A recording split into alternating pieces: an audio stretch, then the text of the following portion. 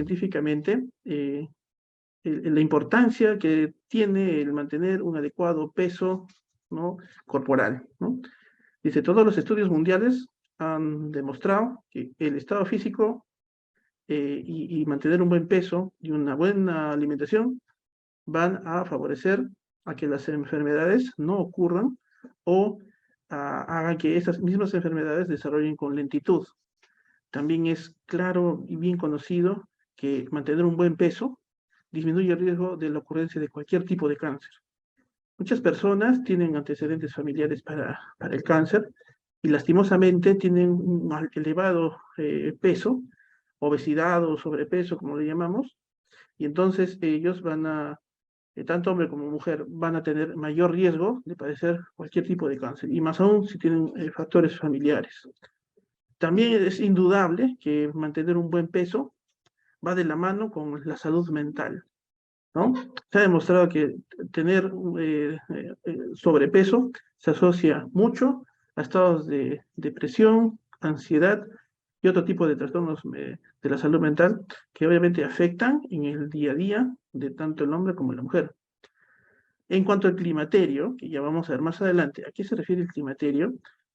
Mantener un buen peso o llegar a esta etapa con un buen peso va a favorecer a tener menos síntomas y a tener menos trastornos relacionados al climaterio, que también vamos a revisar luego. Y con respecto a la osteoporosis y la miopenia, estos dos términos son bastante conocidos, sobre todo la osteoporosis. La miopenia no tanto, pero la miopenia tiene que ver con la cantidad de músculo que tiene las personas, ¿no? Es común en el ser humano, tanto en hombre como mujer, los huesos, ¿no?, pierden dureza, se vuelven porosos, y en el caso de las mujeres, tienen más tendencia a sufrir fracturas. Y en cuanto a la miopenia, es la disminución de la cantidad de músculo. Las extremidades se adelgazan, se vuelven más frágiles y por ende también menos fuertes, ¿ya? Esto se ve favorecido con una alimentación desbalanceada, ¿no? Pobre en los requerimientos que necesitan en esta etapa, ¿sí? En conclusión, el buen peso pues tiene muchos beneficios y hay que propender a mantener ello. Muy bien, vamos a continuar. Ahora, la primera pregunta que uno se debe uno se hace, o la que uno siempre nos hace, es ¿cuántos kilos debería bajar, doctor, no? Pero cuando vienen acá a la consulta, nosotros les informamos pues la cantidad de kilos que se le han calculado y les hablamos sobre el peso, y la primera pregunta que se realiza es ¿cuántos kilos debo bajar? Para responder a esta pregunta, nosotros en medicina usamos un cálculo muy fácil y elemental que ustedes también en casa lo pueden hacer. Es un cálculo que se llama el índice de masa corporal, como lo ven aquí en la pantalla. Índice de masa corporal. Es un cálculo matemático muy sencillo. Consiste en una división entre el peso y el cuadrado de la altura en metros, ¿no? Es un cálculo matemático bien sencillo, lo pueden hacer en su calculadora, o si tienen dificultad, acá les paso un link, ¿ya? Un link, ¿no?, de los tantos que existen, donde ustedes pueden encontrar el cálculo, tan solo colocando el peso y la talla, y les va a arrojar el resultado. ¿Y para qué nos sirve este índice? Nos arroja un valor numérico que nos va a encajar en estas 4 categorías, ¿no? Como ven acá. Según el resultado, puede salir, ¿no?, que usted está en un buen peso, o si no, con sobrepeso, o si no, con obesidad, ¿no? Si es que estamos aumentados de peso. O en su defecto puede resultar que, ¿no?, el valor encaje en una categoría de personas delgadas. Es un valor numérico. Entonces, así es como nosotros catalogamos en medicina a las personas como delgados, normales, con sobrepeso y obesidad. Vamos a poner algunos ejemplos para que ustedes también se orienten mejor. Acá hemos cogido una voluntaria, Marta, que tiene 49 años y pesa 92 kilos, ¿sí? Esos son los datos que hemos obtenido. Y una talla de 1,65 m. Entonces, aplicando esta fórmula tan sencilla, ¿no?, nos va a resultar que dividimos 92 entre el cuadrado de la talla, nos va a resultar estos valores y finalmente nos va a arrojar un índice de masa corporal de 33.8, ¿ya? Este número 33.8, nosotros nos vamos a dirigir a unas tablas, que también los encuentran ahí, y se las ofrezco, ¿no? El valor de Marta salió en 33.8. Ahora, visiblemente la paciente, Marta, está con un incremento de peso, ¿no? Pero vamos a poner en qué categoría se encuentra. Los 33.8, según estas tablas que nos lo dicta la Organización Mundial de la Salud, ¿no? Según el valor y en donde nos encontramos, según los rangos, vamos a catalogar a la persona en qué grado de problema de peso está. En el caso de Marta, nos salió 33.8 y este 33.8 encaja en esta área amarilla. Entonces, Marta tiene una obesidad grado 1, es decir, normalmente nosotros, una persona con adecuado peso para la talla va a resultar en un rango entre 18 y 24, ¿no? Catalogado como adecuado. Si sobrepasamos ese rango entre 25 y 29.9, vamos a tener sobrepeso. Si pasamos del 30 al 34.9, tenemos obesidad. Un grado 1, 2 o 3. En el caso de Marta, la obesidad salió en grado 1. Ahora, eso es una clasificación de la OMS que popularmente lo podemos decir pues que está con obesidad. Entonces, Marta, según estos cálculos de con obesidad, lo que necesita ahí es una ayuda para poder, ¿no?, estudiar cuál es el problema que ella tiene. Lo común en todas las mujeres y hombres es que tenemos mucha ingesta calórica, o sea, comemos más de lo que requerimos, lo hacemos en horas inapropiadas, y también tenemos poca actividad física. Esos son los dos principales motivos por los cuales uno puede tener alteración en el peso. A ello se le puede sumar algunas enfermedades metabólicas. La más común de ellas está la diabetes en todos sus tipos. Bien, pongamos otro ejemplo. En este ejemplo tenemos a otra voluntaria, Luisa. Ella tiene 61 años, pesa 72 kilos y mide también igual que Marta, 1,65 m. En ella vamos a calcular lo mismo. Vamos a dividir el peso 72 entre 1,65 m al cuadrado. Entonces el resultado va a ser 26.47. Vamos a ubicarla a Luisa. ¿En qué categoría se encuentra? Entonces su resultado 26.47 lo vamos a ubicar en esta área verde, ¿ya? Entre 25 y 29 ubicamos a Luisa. Está con sobrepeso, ¿ya? Lo que quiero que noten es de que ambos ejemplos de ambas voluntarias tienen diferentes edades, ¿no? Marta tenía 49 y pesaba 1,65 m. De igual modo, Luisa pesaba 1,65 m, pero tenía 61 años. El peso es la diferencia entre ambas y la edad, ¿no? Entonces, Luisa tiene 61 años, obviamente ella puede estar en una etapa ya de pasado el climaterio. Entonces, Luisa, al tener esta categoría de sobrepeso, aunque visiblemente no se le ve con sobrepeso, pero sí tiene ese rasgo, está en esa categoría y necesita también un apoyo. Quizás un apoyo un poquito menos intenso que el de Marta. Marta necesita un poco más de apoyo. Pero en el caso de Luisa, considerando su edad, tenemos que apoyarla en el sentido de la alimentación y en el sentido de la actividad física, ¿no? Al igual que Marta, ¿no? Considerando la fragilidad que tiene Luisa, porque Luisa por la edad es mucho más frágil que Marta, ¿sí? Entonces, ambos ejemplos nos dan muchos mensajes, ¿no? Que la obesidad afecta a todas las edades, ¿ya? Que de acuerdo al rango que uno tenga, necesita el apoyo individualizado. Cada persona necesita un apoyo individual. Puede ser que tengas ambos problemas, es decir, un elevado exceso de alimentación calórica, ¿no? O una actividad física disminuida, ¿ya? O algunas combinaciones, por ejemplo, que además tengas alguna enfermedad metabólica o de algún otro tipo, ¿sí? Y la ayuda médica y nutricional va enfocado en todas esas variables. Todas las personas no necesitan lo mismo. Quizás Luisa lo que necesite, quizás ella está con una buena alimentación, bastante balanceada, y de repente lo que necesita es un poco de actividad física, ¿sí? Bien, entonces, una vez hechos esos ejemplos, cada uno de ustedes puede hacer ese cálculo, ¿no? La dificultad que tenemos es que necesitamos un buen cálculo del peso, por ello necesitamos una buena balanza y también una buena estimación de la talla.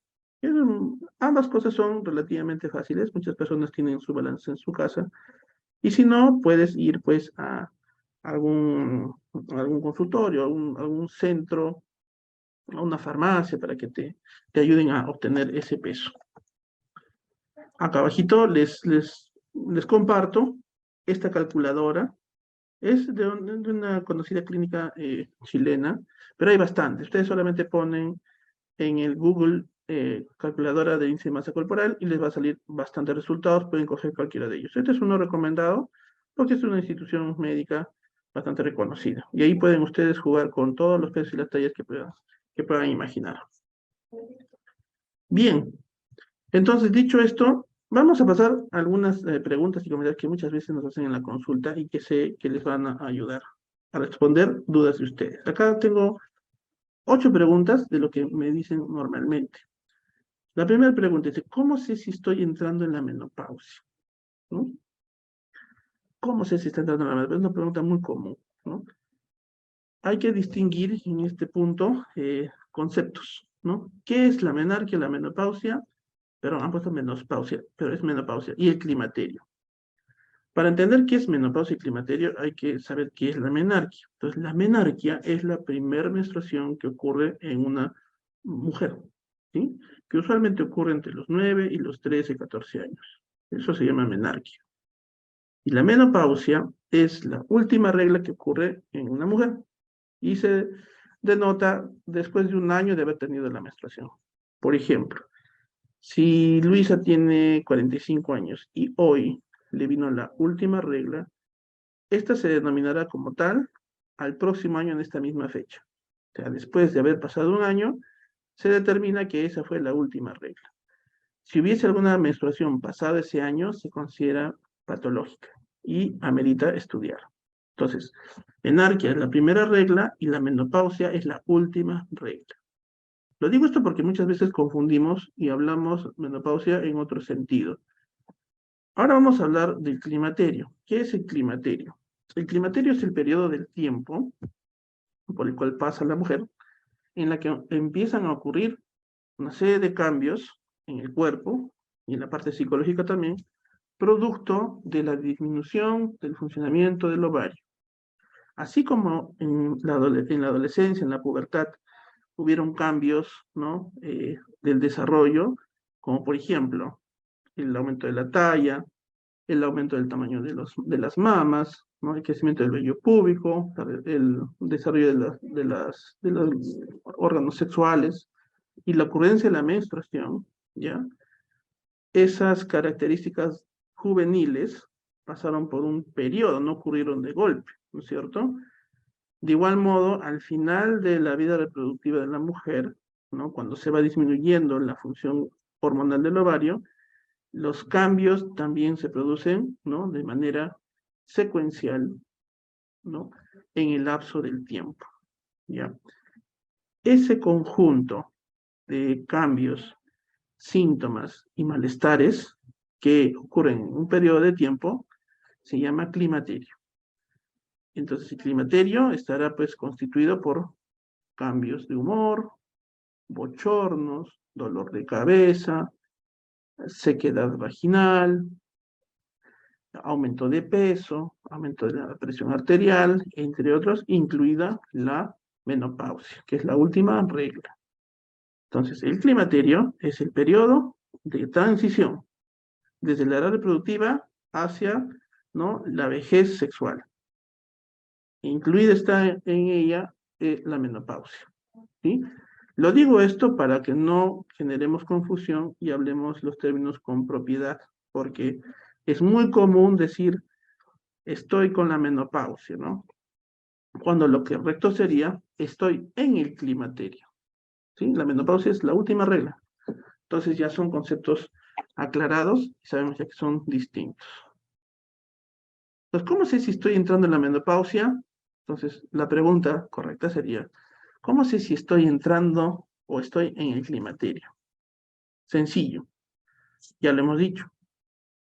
Hay que precisar que algunas mujeres eh, eh, tienen una transición del ciclo reproductivo totalmente asintomático. ¿Qué quiere decir con eso? Hay mujeres que no tienen o no notan mayor cambio, mayor molestia, tan solo el cese de la menstruación. Es decir, que hay mujeres que no van a sentir bochornos, no van a sentir dolor de cabeza, no van a sentir dolores o sequedad vaginal, no van a tener un mayor incremento de peso quizás, ¿no? Y algunos tampoco van a tener algunos cambios de humor, ansiedad, angustia, no lo van a tener. Hay otro extremo de pacientes que van a tener bastante sintomatología. Uno de los más principales son los bochornos, que son sensaciones de acaloramiento intenso, que abarcan la cara, el pecho, la espalda, ¿no? Y con sensación de ahogo, que muchas veces ocurre en cualquier momento del día. Es molestoso porque esto, al producirse de una manera brusca, genera pues incertidumbre en la paciente y bueno, le obliga a abanicarse, a salir a la ventana, a hacer ciertas cosas como para calmar la sensación mortificante. En el medio del grupo de pacientes van a tener pues síntomas moderados, entonces nosotros tenemos que explicar que esto no debe ser bien evaluado y verificar cuál de esas pacientes no necesita algún apoyo para disminuir los síntomas. Entonces, ¿cómo sé si estoy entrando en la menopausia? Cuando tengas alguna manifestación, pero ojo, algunas veces no lo vas a sentir, ¿ya? Otra pregunta que muy común nos hacen es, me dijeron que cuando esté en la menopausia debo tomar hormonas. Eso es un punto también importante aclarar. Eh, las hormonas, llámese estrógeno y progesterona, están implicadas en el tratamiento de estos síntomas, es cierto. Pero debemos de aclarar que para poder hacer uso de estos medicamentos en mujeres que tengan síntomas intensos de climaterio, deben ser primero evaluadas por los médicos para evitar que el tratamiento tenga algún efecto adverso. En otras palabras, la paciente que, digamos, se quiera usar este tipo de tratamiento tiene que pasar por una serie de pruebas que implican pruebas hepáticas, pruebas del riñón, pruebas de la sangre y descartar algunas enfermedades como tumores de los órganos sexuales, tumores en la mama, el útero, el ovario, entre otras cosas, para ver si es tributario o no. La gran mayoría no cumple requisitos, ¿sí? Entonces, no todas las mujeres que tienen el climaterio van a necesitar hormonas. Algunos casos muy seleccionados y eso lo determina el médico de cabecera. Otra pregunta común que hacen, tengo 40 años y aún sigo menstruando. Ya, esto también es común. Recordar que la última regla puede sobrevenir hasta los 45 o incluso un par de años más. Eso está dictado por algunos factores genéticos también y también factores que tienen que ver con el metabolismo, ¿ya? Entonces, que no te llame la atención si sigues menstruando y si te causa alguna inquietud, puedes acudir donde tu médico de cabecera o tu ginecólogo de cabecera. Hasta aquí es importante ver que la obesidad y el sobrepeso van a insinuar, van a estimular mayor sintomatología en el climaterio. Es decir, mujeres con obesidad puedan tener más dificultades en pasar por este periodo. Acá otra pregunta. Tengo 58 años y no he sentido la menopausia. Lo que había mencionado hace un rato. Hay mujeres que afortunadamente no sienten sintomatología, no tienen molestias, a diferencia de otras mujeres que sí, los bochornos, dolores de cabeza, cambios de humor, les representa una mortificación importante que les obliga a buscar ayuda profesional y algunas de ellas van a requerir algún tipo de tratamiento de reemplazo hormonal, ¿ok? Siguiente pregunta, si no siento los bochornos no es normal, ¿no? Muchas personas piensan al revés, ¿no? O muchas mujeres, al estar en esta etapa y al no sentir síntomas, creen que son anormales. Pues no, siéntete dichosa de no tener los síntomas, como ya dijimos, no todas van a tener, ¿ya? Y el tener los bochornos, sí, en cierta parte es normal, pero siempre debe tener la evaluación del médico de cabecera. Otra pregunta, con la menopausia he aumentado de peso. También, eso es bastante cierto. Hay que recalcar que las hormonas sexuales, tanto el estrógeno como la progesterona, están muy involucradas en el metabolismo de los alimentos, ¿no? Al punto que, digamos, cuando cesa la función de estas hormonas en el organismo, el control, el amortiguamiento del metabolismo se ve alterado y hace que el peso se dispare. Y si la mujer de repente tiene alguna enfermedad de fondo, llámese diabetes, que es muy común, o hipertensión arterial, que también es otra enfermedad común, haga que esto pues empeore estas enfermedades, ¿no? Bien, dice, si no he tenido hijos en la menopausia, ¿puedo tener más riesgo de cáncer? Lastimosamente sí, pero no es un tema que debiera preocupar. El tener hijos, ¿no? Previene de algunos tipos de cáncer. Por ejemplo, el cáncer de mama, cáncer de endometrio, cáncer de ovario. Por el otro lado, aquellas mujeres que no han tenido hijitos tienen más riesgo de padecer cáncer de mama, de ovario y endometrio, ¿sí? Ahora, digo que no debería ser motivo de preocupación, ¿no? Importante, siempre y cuando estas mujeres, ¿no? Mantengan un chequeo periódico con sus médicos de cabecera, quienes serán los encargados de hacer los estudios pertinentes año a año o cuando lo necesite para poder estar atentos ante cualquier cambio o ante cualquier signo sospechoso. Por último, otra pregunta común, ¿no? ¿Y puedo tener hijos si ya estoy en la menopausia? Bueno, esta es una pregunta muy común porque cada vez la mujer está teniendo roles más importantes en la ciudad que le han implicado postergar la maternidad.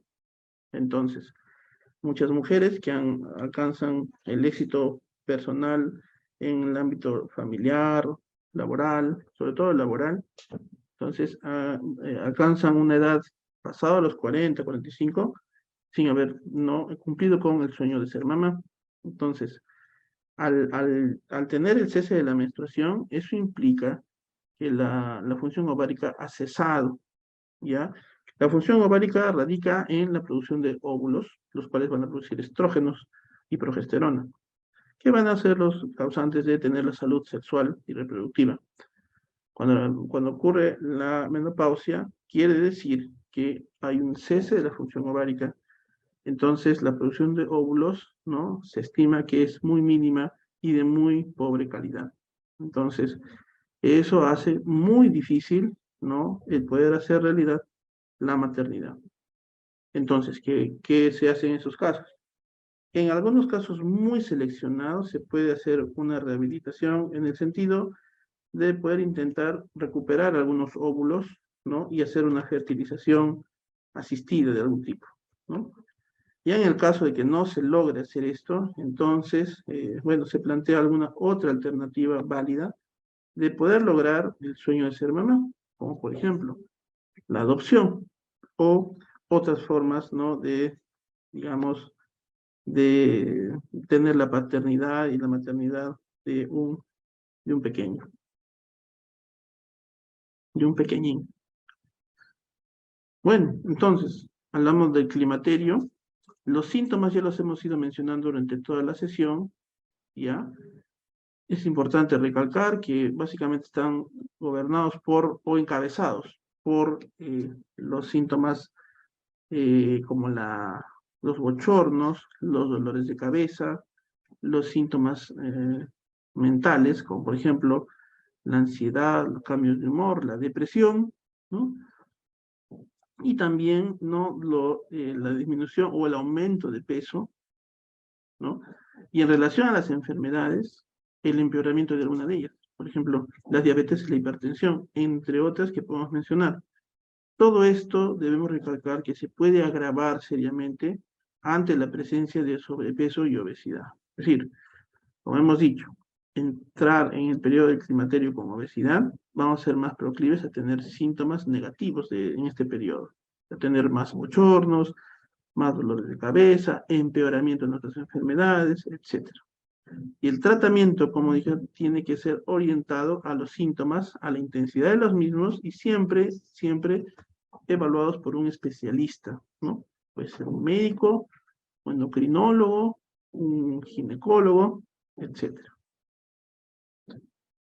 Y bien, entonces, haciendo un poquito de hincapié y sensibilización sobre la importancia que tiene el control del peso, ¿no? Y su relación con el climaterio, la diabetes, por ejemplo, es una enfermedad que tiende a empeorar en la etapa del climaterio, ¿no? Entonces hay que dejar ciertas costumbres, ¿no? Alimentarias, recomendar una buena alimentación, estimular un buen tratamiento para evitar complicaciones graves de esta enfermedad como es la diabetes. No llegar a estos cuadros, ¿no? El hospital ahorita está lleno de hombres y mujeres con cuadros de pie diabético, que empiezan como una infección, miren, empieza como una infección pequeña en los pies, y miren cómo termina, ¿no? Ese es el grave problema de la diabetes. La hipertensión arterial es una causa de muerte en la población adulta, ¿no? La hipertensión arterial también se puede empeorar en la etapa del climaterio, y esto más aún si el paciente está con sobrepeso u obesidad. Vean ustedes acá cómo, esta es una imagen de una tomografía del cráneo de una paciente que sufrió un derrame cerebral, ¿no? Esta parte, la porción blanquecina que ven acá, lastimosamente es un vasito sanguíneo del cerebro que se ha roto producto de la hipertensión arterial, ¿no? Y esta paciente obviamente no tiene buen pronóstico, puede fallecer inclusive o quedar con unas secuelas neurológicas permanentes, o sea, ya no ser la misma persona. La osteoporosis también es un problema que se ve incrementado en el climaterio, ¿ya? Y que se ve empeorado por la obesidad y el sobrepeso, ¿no? Tener aumento de peso no quiere decir que los huesos estén duros, ¿no? Vean ustedes acá, esta paciente simplemente tropezó, cayó suavemente al suelo y se fracturó gravemente el hueso más largo que tenía, el fémur. Esto le puede llevar muchos meses de postración en cama, y si la persona es mayor, 80, 70 años, con la postración en cama, por este motivo, puede fallecer por una neumonía. Grave esta condición, producto de la osteoporosis. El cáncer, ¿no? Hay diferentes cánceres, dentro de ellos el ginecológico, que también van a estar con mayor ocurrencia en esta etapa, por eso la vigilancia oncológica, ¿no? Está orientada a la búsqueda de signos y síntomas de alarma en el campo de la mama, por ejemplo, el cáncer de mama, cáncer de cuello uterino, cáncer de ovario, de útero, de vagina, vulva, etcétera, y en general otro tipo de cáncer, ¿no? La vigilancia debe ser permanente, anual o individualizada según los antecedentes de la persona. Volvemos a insistir, el sobrepeso y la obesidad, ¿no? Hace que el cáncer ginecológico ocurra con más frecuencia. Aquí, el climaterio en relación a lo que es la alteración de las grasas, el colesterol y los triglicéridos.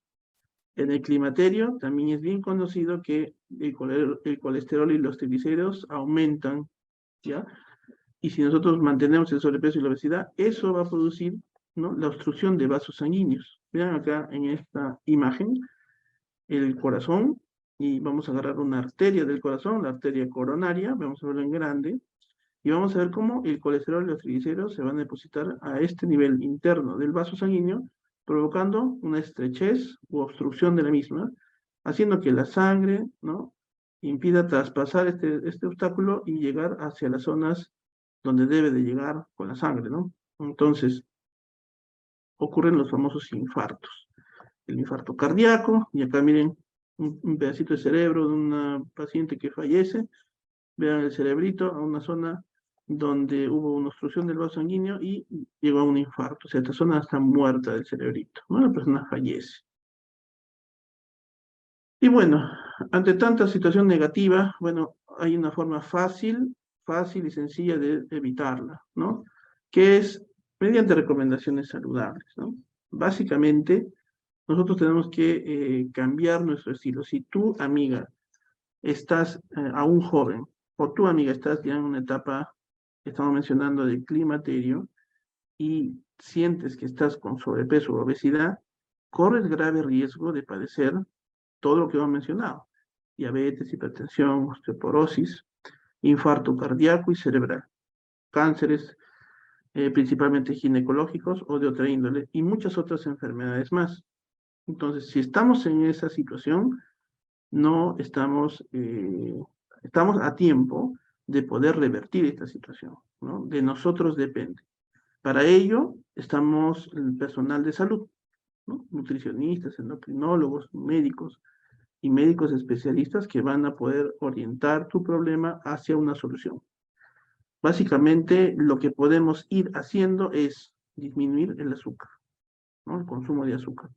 No solamente el azúcar, sino también de todo lo que venga del trigo, las harinas, el pan, el bizcocho, las galletas, ¿no? Y todos los dulces, ¿no? Chocolates, caramelos, que son tan deliciosos, pero en esta etapa sí resulta siendo muy, muy venenoso, ¿ya? Eso en primer punto. El segundo, aumentar la cantidad de frutas, ¿no? Pero bueno, a diferencia, hace unos años se pensaba que los jugos eran bastante buenos, y sí lo son, pero se ha visto de que al ser extractos, ¿no? Concentrados de la fruta, no dejan de tener azúcar. Entonces, es diferente comer una naranja a tomar un vaso de jugo que tiene 6 naranjas, ¿no? Y ese vaso de jugo de 6 naranjas tiene gran cantidad de azúcar también, con el detalle de que no estás consumiendo la fibra natural de la fruta, que es también importante, ¿ya?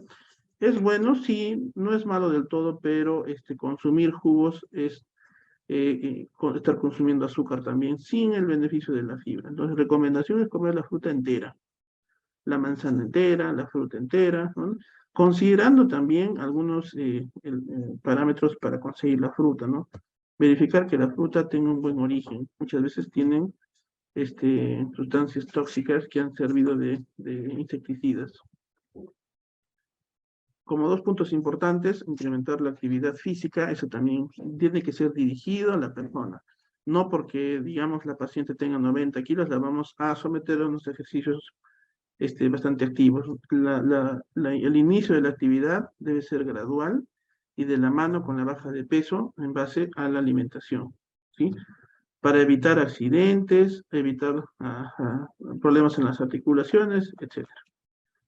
Y también, punto importante, es de que si el problema lo ves bastante importante, no dudar en ir a los chequeos médicos regulares para que se los oriente, ¿no?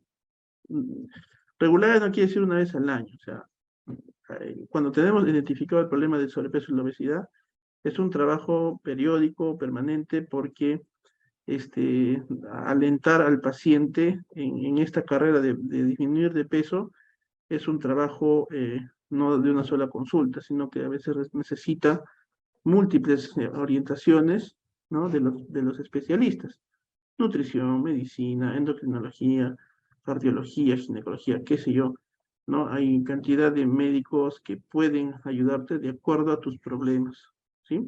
Y bien, esto ha sido un pequeño segmento de orientación con un enfoque ginecológico, hablando del climaterio y la importancia que tiene el bajar de peso para disminuir todos los riesgos a los cuales pasan las mujeres en esta etapa. Definitivamente los productos naturales nos proveen de muchos beneficios. Y sí, no solamente la cúrcuma, sino bastantes plantas nos van a aportar micronutrientes, ¿no? Que van a favorecer, quizás no a bajar de peso, ojo, o sea, no existe una planta, una semilla, un vegetal, ¿no? Que consumiéndola te haga bajar de peso. Lastimosamente eso no existe, ¿sí? O sea, eh, por el internet pueden encontrar ustedes fórmulas, ¿no? Dichos de este tipo de información, pero no, realmente no existe una planta que de forma milagrosa te baje de peso. De todas las plantas que tenemos en el Perú, que es rico en ello, lo que podemos beneficiarnos son los micronutrientes y algunas sustancias, ¿no? que pueden ayudarnos un poco. Pero hablando de sobrepeso y obesidad, Lo que sí tiene impacto es una alimentación balanceada, ¿sí? Bien dirigida o orientada de repente por un especialista y una actividad física, ¿no? Lo que se ha visto es que nada reemplaza, nada ha logrado reemplazar hasta el momento de esas dos cosas, siempre que se pueda, ¿no? Con respecto a la otra pregunta, la osteoporosis se va a dar indefectiblemente en la etapa de o mejor dicho, la, el proceso de debilitamiento del hueso se va a dar indefectiblemente en la etapa esta del climaterio en la mujer, se va a dar. Entonces, cuando tenemos ante nosotros una mujer en climaterio con osteoporosis, el manejo es, mejor dicho, el impacto del tratamiento es muy, muy escaso, muy mínimo, o sea, poco se puede hacer en esta etapa. Reforzar el hueso en esta etapa es difícil, es complicado, no se logra como uno quisiera, no se vuelve a recomponer el hueso en esta etapa ni con el mejor tratamiento. Es decir, osteoporosis declarada en la etapa del climaterio, difícil de manejar. Entonces, ¿qué proponemos? Proponemos que las mujeres en la edad ah, adulta, que antes de que entren en la etapa del climaterio, detectar la osteoporosis para darle el refuerzo en esa etapa, ¿sí? Es necesario hacer el diagnóstico adecuado antes de entrar al climaterio, donde sí se puede hacer algo. Pero una vez que estamos en el climaterio, la osteoporosis es casi difícil de tratar, ¿ya? Ahora hay una etapa antes de la osteoporosis que es la osteopenia, que es el proceso de debilitamiento, ¿no? Es una etapa en la que todavía se puede recuperar la consistencia del hueso, pero cuando ya tiene osteoporosis, en la etapa ya del adulto mayor, es muy difícil. Lo que se hace preferentemente es evitar caídas, evitar golpes, ¿no? Y darle de todas maneras pues un suplemento de calcio que poco, muy poco va a ayudar en realidad. Eso es lo triste de la osteoporosis que pueda tener una mujer en esta etapa. Poco se puede hacer. Entonces, entiendo de que actualmente tiene 50, ¿ya?